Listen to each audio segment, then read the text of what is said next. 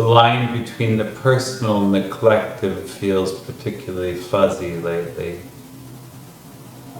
There seems an intense divide between the eye of the storm sort of spaciousness found in the great pause and the undeniable tremors of structural collapse. Grabbing for quick universals or demanding order as commonly and dominantly coded as known is a failed project. Hence, accustomed indicators of comfort are increasingly not equating to the expected ease. For me, this is simply an uncomfortable, exciting, terrifying time all at once. And for certain, despair is easy to find here. I spend much of my time floating near the mouth of a great black hole.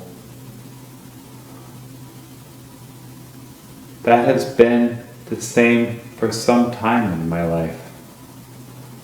Yet my relationship to this despair is changing. I'm feeling with some relief that my failure, my demise is not just mine, but imbricated to what I think I've known as an inevitable, overdue, and sickening collapse of the cultural hegemony known as whiteness. Just kept me at once safe and indebted beyond what any, to quote Springsteen, honest man could repay. Everything dies, baby, that's a fact. And is this any surprise that in a moment of slowing, there is an uprising waiting in the wings? We've been on the run for a long time. Surely we know this. Not on the run, not from some red queen biological imperative to keep the edge on a virus, but from the unfathomable discomfort of empathy for externalities which threaten to jump off the balance sheet and return to us demanding disabuse.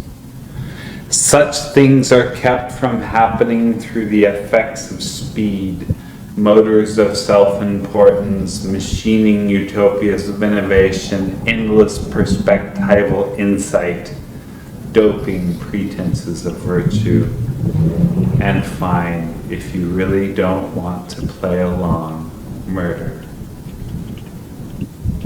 To say it nicely, outsourcing is materially profitable and soul bankrupting. Whiteness is cultural hegemony. Consider for a moment that we live in a culture which is by definition psychotic, in which gaslighting is central.